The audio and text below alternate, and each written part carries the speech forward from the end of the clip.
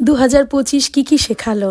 নতুনভাবে বাঁচতে, নতুন ব্যবসা শুরু করতে চাইলে তোমার যখন সঠিক সময় মনে হবে তুমি করো। দেরি হয়ে গেছে বলে কিছুই হয় না, কিন্তু খুব স্মুথলি কিছুই হয় না। ওঠা নামা, কথা কুকথা এসব পেরিয়ে পয়সার নেশা, এইসব কথা লোকে কি আর বলবে, এই কথাগুলোকে ইগনোর করে এগিয়ে চলতে হবে।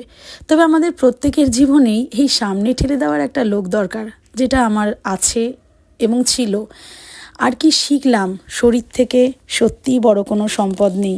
তোমার ভোগান্তিও শুধুই তোমার। তাই আমি সব পারবো চিন্তা বাদ দিয়ে আমার একটু রেস্ট দরকার মাঝে মাঝে। এই চিন্তা করা ভীষণ দরকার।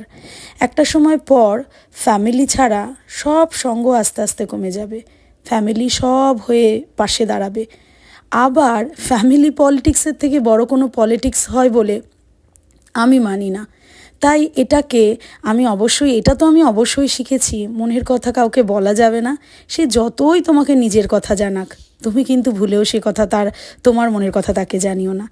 নিজের থেকে বয়সে ছোট কাউকে কোনোভাবে সঠিক উপদেশ দেওয়া যাবে না। নিজের সম্মান নিজের কাছে রাখতে হবে। উপদেশ দিতে গিয়ে যদি তোমার মান সম্মান নষ্ট হয়, তাহলে কিন্তু কর্তৃপক্ষ দায়ী থাকবে না। আর হ্যাঁ, আর একটা কথা, সময় থাকতেই ঘুরে নিতে হয়। যখন টাকা আসবে তখন সময় আসবে না। টাকা আসলে ভয় আসে, টাকা আসলে রোগ আসে, টাকা আসলে সম্পর্কের ক্ষয় আসে।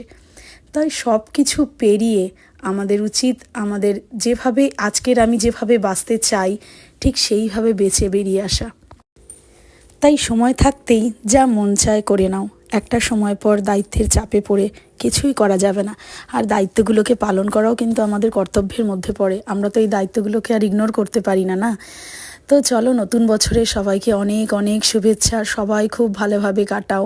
নতুন বছরটা যেন আমাদের সবার ভালো যাক। 25-এ ওঠা নামা সব কিছু পেরিয়ে আমরা যেন 26টাকে খুব ভালোভাবে কাটাতে পারি। আর সত্যিই কোনো কিছুর শেষ থাকে না। শুরু আমরা চাইলে যখন ইচ্ছা করতে পারি। আমার যখন যা মনে হয়েছে আমি তাই করেছি এবং এখনও করি, সেটা তোমরা দেখতেও পাও।